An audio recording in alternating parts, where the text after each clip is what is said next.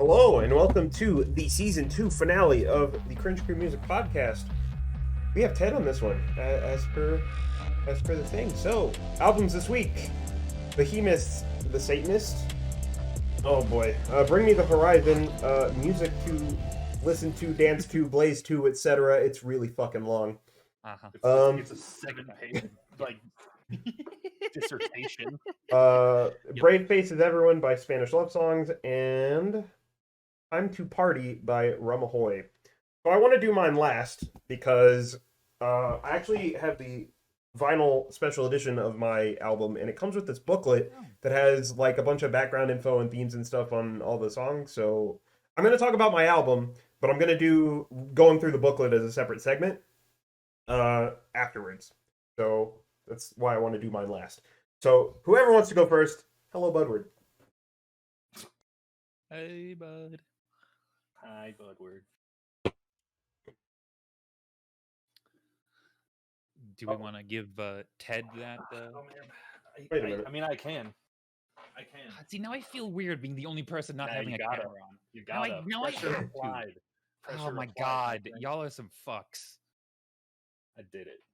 All right. Yeah. There it is. Jesus Oh, fucking man, Christ. weird. I'm having to move shit around. Hold on. Face I expected to see behind your voice. The beard looks so good. I haven't seen Conley in a minute. Yeah, it's been a while. This is good. It's been a This is while, good. yeah. It's starting Alright. to grow mine out too. All right. I guess I can lead off. Alrighty. So I picked my Spanish Love Songs album because realistically it's the only thing I've been listening to for weeks. In the car I mostly listen to podcasts, but when I have been listening to music, I just can't find myself listening to anything but this. Which I feel like is a similar thing to what I said about the last time I was on here and picked that album too. But this one it was mildly inspired from Conley. He shared this video with me and I got sad for a couple of days. He killed pop punk all by himself. Just me. Yeah, it was just Conley single-handedly killed pop punk all by himself. Mm-hmm. Yeah. So I picked an emo album because he can't kill that. Yeah, he can't kill that. Mm-hmm. But I like it because like all of the lyrics are like eternally sad. They're really really hopeless and depressed. But it's actually like upbeat and fun to listen to, not just hey you want to sob some more. So Yeah. it's pretty good. Alrighty. Well, yeah. Your album, instrumental wise, like I really liked it. Unfortunately, I didn't get to listen to the whole thing because I was trying to cram last minute because I went out and did shit this morning and woke up late. But overall, yeah, like as with all of the pop punk kind of emo stuff that we've listened to on here, I've liked it. I'll definitely probably go back and try to listen to the rest of it at some point. But yeah, overall, it was good. Yeah. Mike is an emo fuck confirmed. It's good album. Are these the guys that do that like TikTok song that's big right now? It's no big surprise. Is that the problem? I don't know. think I so. don't think so. I don't know anything about TikTok. I've not heard of this band beforehand, so I don't think so. Same. Similar vibe to that song. I didn't hate it. I only got to listen to it a bit because as you can, well, my camera won't turn around, but as you can see, my air intake is off of my car, Oh, and we're currently working on putting a new fancy one on. wow. I've been Nice. Yeah, it goes zoom. But yeah, it's a solid album. Good music. Most of Ted's picks are usually pretty good. So I enjoyed this. Yeah, Ted told me before that he was picking something emo, and yeah, he picked something emo. The second I heard the lead singer's voice, I was like, "Is this man overboard?" I had to check for a second because I swore to God I was like, "This sounds like Man Overboard." That's the band. Yeah, Mm.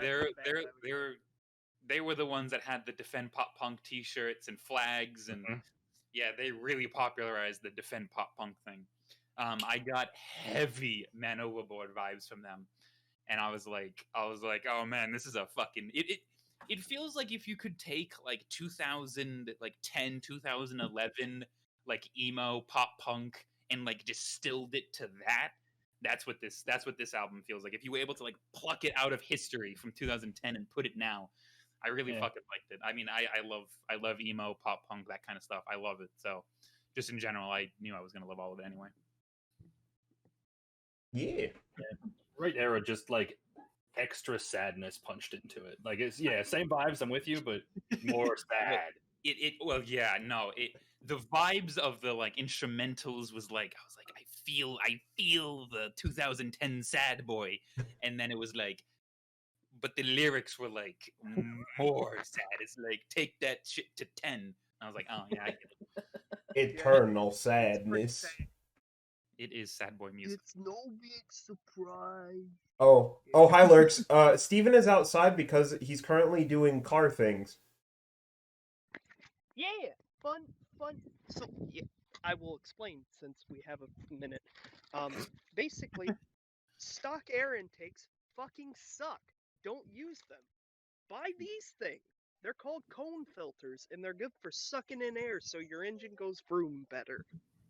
Let your car do the suck, but Steven good. wants to suck and go fast. That's what he boiled that down. Steven wants to suck and go fast. Oh, Lurks is saying bullshit. Those don't do anything. R.I.P. False. They I have dynoed my cars after putting one on, and they typically add about 5 to 10 horsepower. They I don't know also anything make your about car cars, louder. so I don't know I don't know anything. I can pump gas, change oil, change a tire. I don't need anything else. That's the extent of my knowledge. That's fair. Nah, I like to go fast and gap people and make people who spend $50,000 on sports cars look like idiots because Fair. dad wagon. Huh? There is no bigger flex than having someone who spent like $75,000 on a Dodge Hellcat and then gapping them with a $500 dad wagon. It feels great. Honest to God, I would pay to see that thing race a Hellcat. I would pay money to see it. There's a video on the internet, and it is one of my favorite videos of all time, of a dude that put a 900. Oh boy. R.I.P. Steven.exe has crashed. Oh no. Oh no, even his camera. Okay, I have no idea what just happened. Okay. Oh, But there's a video on the internet of a dude who put a 900 horsepower Hayabusa engine in a smart car, and it is the funniest shit because the thing goes 0 to 60 like 3.1 or 3.6 seconds, somewhere in there. And it's at the strip against a Mustang, and it just rips out in front of it, and it's I'm trying so to imagine funny. a smart car going that fast. okay, but have you considered Mighty Car Mod's video on YouTube proving that pod filters actually restrict airflow of the air intake compared to the stock cooler? Look, man, as much as I would love to turn this into the car podcast,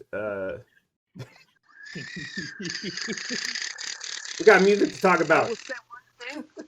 I will say one thing and leave it at that. So that is because of the Helmholtz resonance chamber. If your car has one, don't change your air intake. But mine doesn't. My stock intake is just a hose with a box at the end of it. So it actually causes more airflow. Again, I know nothing about cars. Yeah, it's gibberish. You sound like me talking to like someone else about computers. Like now I'm not a car guy, he says.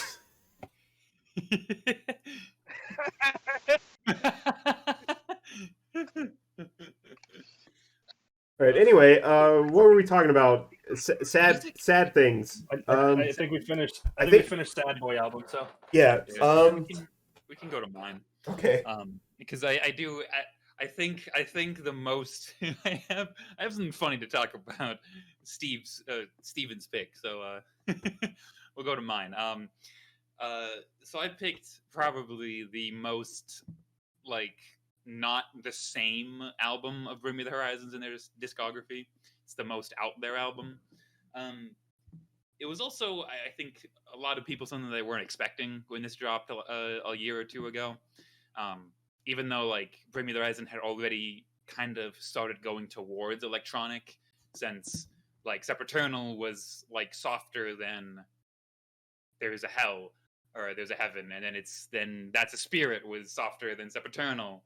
But this is kind of an example of the exact kind of electronic music that I can sit here and listen to pretty much day in and day out and like not get tired of it. I really enjoy that some of these songs are remixes of previous songs, but they've added and remixed a lot of the song, but you can still hear the lyrics in it. I really like this album, but I also really like Bring Me the Horizon and everything that they did. So. Lurks has a music question. Can you start a melody not on the root note of the song? So I don't know shit about making music, but Mad does. So let me go ask him. I'll be right back. In the meantime, Matt, I love Bring Me the Horizon. Can you start a melody not on the root note of the song? Yeah. Okay. I think you should be able Yeah, to he do says yes. Good explanation. that. That sounds like it. I love Bring Me the Horizon, like a lot. I've loved all of their evolutions from when they were whiny, screamy garbage that didn't sound like music at all, and it was harsh noise. I loved all of the aggressive music that came shortly thereafter. I've liked the melodic stuff that's come since. Mm-hmm. I don't care for this album only because it's a Bring Me the Horizon album. It's really good to sit down and listen to. The noise is really good, but it's literally just Jordan punching his keyboard and then Ollie puts it into his computer and presses play. Like, it's not even the whole band. They're not all contributing. It's just the two guys. And it's just I if they had done the project under a different name, I probably wouldn't hate it as much as I do, but I'm still kind of bitter that they released it as Bring Me the Horizon. So my first exposure to Bring Me the Horizon was Suicide Season, which was their second album. And I liked that one. I used to be really into There's a Hell and Sempiternal. So having listened to those and knowing that they started doing basically grindcore on Count Your Blessings, this is fucking weird, but I'm into it. I'm into it. The first track I liked a lot.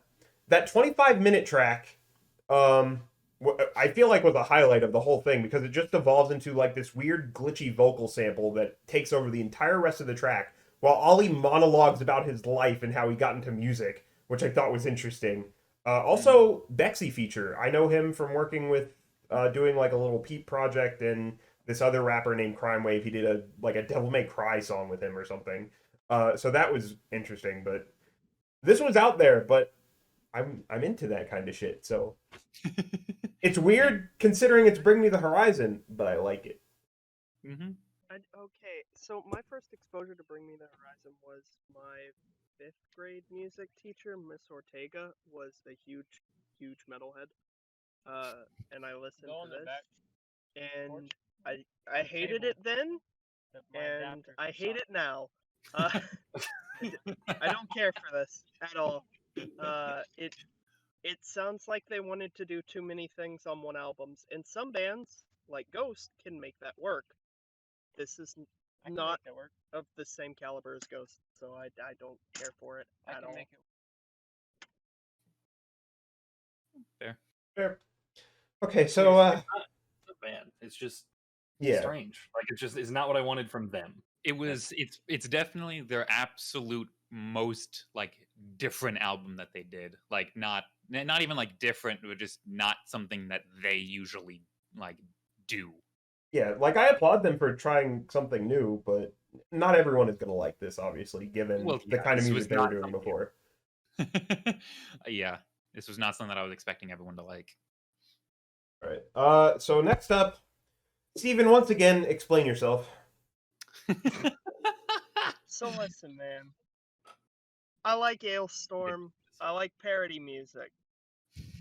Uh-huh. Ailstorm is kind of parody music, but it takes itself pretty seriously.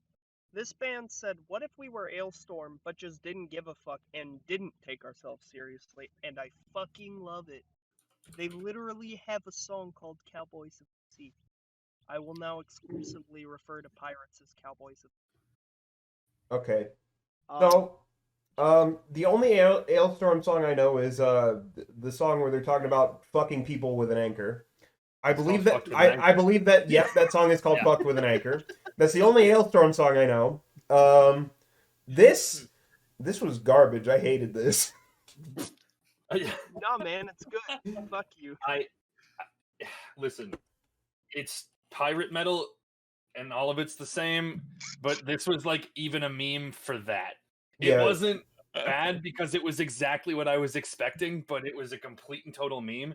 And the worst part of the whole thing for me, the worst part of the experience was that like you blinked at the YouTube album, and I just kind of had it on passively on the side of my screen. And as I'm looking over, it's just the same 3 shots of there's ass, there's this guy clinking a beer, and then there's the same guy just yelling at you, right? And it's just the same 3 shots just over and over and over again.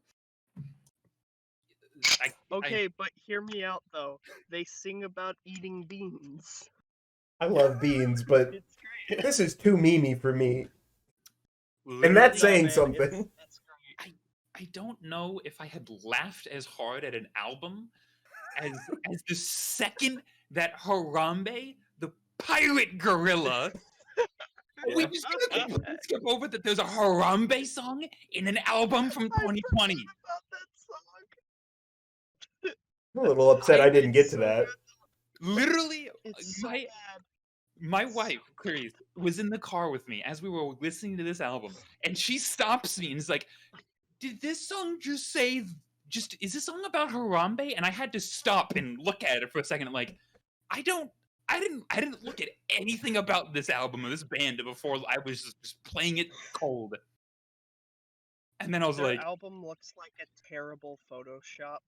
Like it really something does. that you It do does. for extra credit in Photoshop class. I and haven't love it. left. And then the next song in order is Poop Deck Party. And then I looked down, and the second to last song was Full Mast. Knew immediately what the fucking song was going to be about. Still laughed my ass off the entire. And then 1,000 Years of Dust are about mummies? This It's was so fucking good. hilarious. This was so fucking funny all the way through. And even on like a couple, like the last song and like 2 or 3 of the other ones, I was like, I like the production on this. Yes, it's memey. It's memey to fuck. But they know how to at least play their instruments. The lead singer. Like Cowboys of the Sea is so good. I found this album because my sister heard it. Cowboys. It came on her Spotify, and she was out front, like waiting tables. And she has long hair, so she had an earbud in. And she didn't even wait till she finished waiting the table. She just ran back into the kitchen and was like, "Steven, you have to put this on now. It is everything you love about music." See, like, Sure enough, like it you was. thought. Yeah. I'll admit that like it was not good. I will not be going back to listen to it. But in that playlist that you linked, the last 3 were like a different pirate metal band reacting to one of their songs, and that it was this band's reaction to that band's reaction to one of their songs. And I'll admit that I genuinely went through all 3 of those videos because like it was enough of a meme that I wanted full entertainment value. I just will never need to do it again. This is like pirate metal is already kind of a meme, and it's just memeing a meme. There's just memeception. They're memeing seriously memeception because pirate metal's a fucking meme. They're memeing pirate metal, and they have other memes in it. Like, this one was hilarious. This one was very funny. Alrighty. Well, I guess that leaves me. So, Behemoth's the Satanist. I have notes for this that are Okay. Yeah, here we go. Let me see. Absolutely brutal album, incredible guitar riffs, vocals, and production all around. Though oddly enough, it's the only Behemoth album that I've listened to and I'm really into, but it's still probably one of my all-time favorite metal albums. As I mentioned earlier, I listened to my vinyl copy of this, but it includes a bonus track that the title is something in Polish that I'm not even going to attempt to pronounce, which is a cover. That track is also really good. It's like the last track on this. But I noticed that there's like some guitar work on here that sounds exactly like something off of Burzum's Philosophem, which is really fucking weird. But yeah, I love this album a lot. It's brutal. The guitar work's good. Production is great. It's great. Highlights: Blow Your Trumpets, Gabriel. Just because the opening lyric is "I saw the virgin's cunt spawning forth the snake," and that's metal as fuck, and I love it.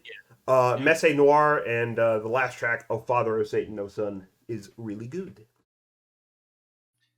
Yeah, I mean, there's not too much else to be said about it. Unlike some of the other albums where we're like, "Hey, meme, hey, we didn't like it." I genuinely loved the guitar work. I loved like hearing the individual instruments like kind of shine. The production on this is also very very good. The lead singer, the lead vocals, I should say, is also able to make there. I can hear some similarities between his voice and some of the other like this same genre of metal, but he makes it so that it's just a little bit unique, and he changes it enough to keep it interesting throughout the entire album. Um, there like there's very little for me to add. I mean, I really really enjoyed everything about this one, and will probably and I mean I like Behemoth, just in general. So So I like this album, but why do you have a thing for big angry men, Mike? Like, I don't know. is that your secret fetish? I just like yelling and just in general being angry. I don't I'm gonna know. gain some weight and start yelling more. I'm just Bet. And I'm beginning to wonder if you might actually be a devil worshiper. You've discovered my secret. Oh no. oh no. You hail stand. Go I mean, listen- what? That's a good Periphery album. I just walked straight through a banana spider web. Good That job. was Neat. gross. Proud of you. Sounds healthy. I can't find it. Binder. But yeah, it's angry, but it's good. Very Uh, very. It's like Ghost if they had daddy issues or something. I I really like this album. It was really good. I downloaded it to my phone, the whole thing. But I found myself like I don't know if it was because I was rushed or if it was because I was picky or what the case was, but I found myself about halfway through it and I was like, wow, these have all sounded the same and I'm bored now. And like I want to go back and like actually intentively listen to it instead of just like having it on trying to like halfway listen to it. Like I want to listen to it fully. It was good. I enjoyed it, but I know that I've had like metal music that I get picky about before.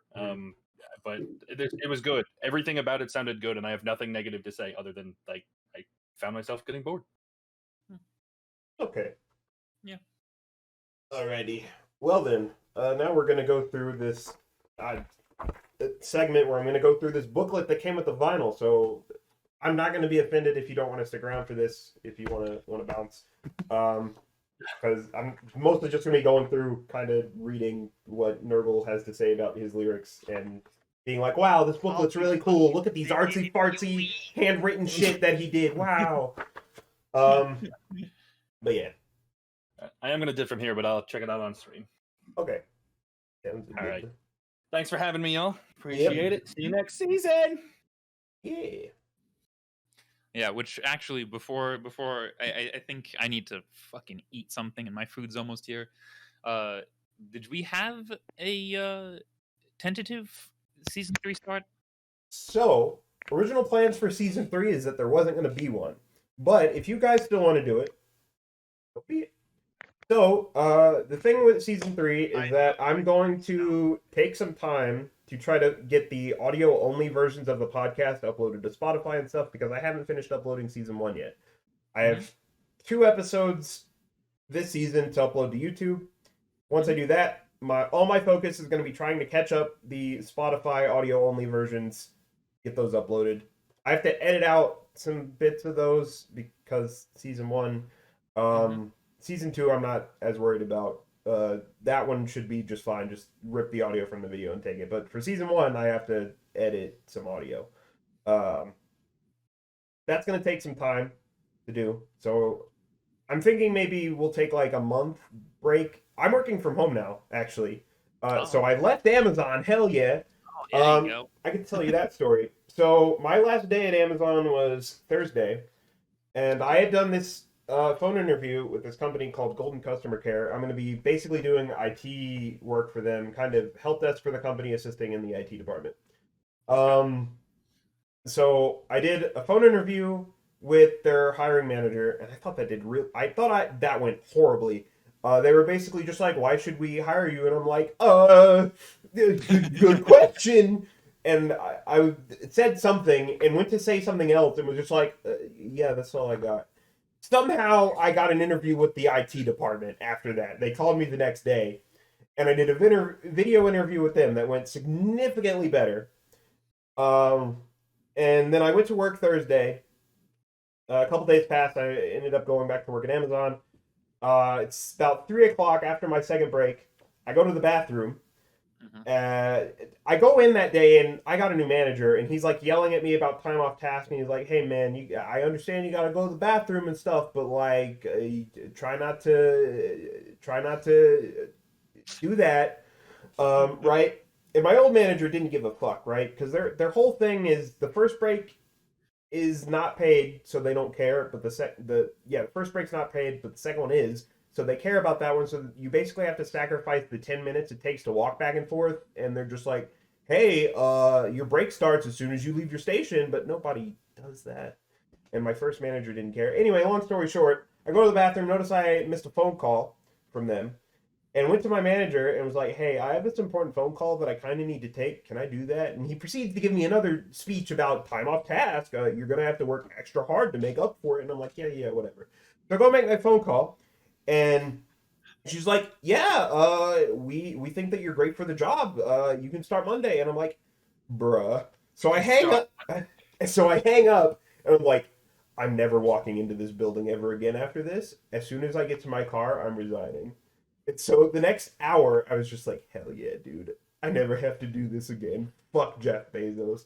So I get to my car, and sure enough, I open up the fucking Amazon A to Z, scroll all the way down to the bottom, submit my resignation. The other day, I got my email confirming it. I'm fucking done with that shit. I never have to put garbage on robot shelves ever again. Fuck yeah, I get to work at home and fix people's computers. It's gonna be great. Though small problem with that, they've given me conflicting information. So somebody called me the other day and was like, "Yeah, you have to go into the office and do photos and stuff." And then I got an email yesterday saying, "Actually, we're going to do a video training thing through Microsoft Teams, and I have no way to access this. They haven't given me the login, and they expect me to, they're like giving me a computer." And I'm like, "Where the fuck am I going to put it?" So I have to make a phone call 30 minutes before this starts and be like, "Hey, what the fuck?" Yeah, yeah, that makes sense. Yeah, I would have. That's oh my god, that would have been.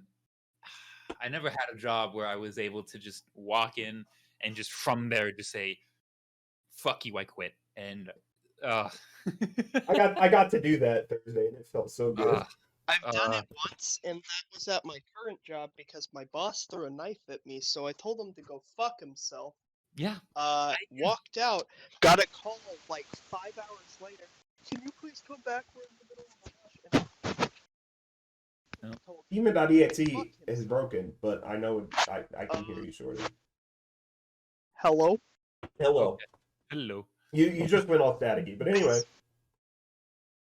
But basically, I promptly told him to go fuck himself again, to which he responded, "I'll give you a $5 raise." And I was like, You got me okay. there. Just oh well, okay, yeah, sure. In that case. In that case, fuck it. All right. But anyway, I will come back if no more knives are thrown. That's very fair. But anyway, let's talk about this I- fucking Behemoth album. So the vinyl version has a different album cover, and I like the art on this. It's very cool. You open up the gatefold, and it's wow. It's very cool. Also, everyone turn their cameras off. That's okay. Oh yeah. I have to rearrange things now. It's like, Oh, sorry about that. you're good. I am actually gonna hop off now.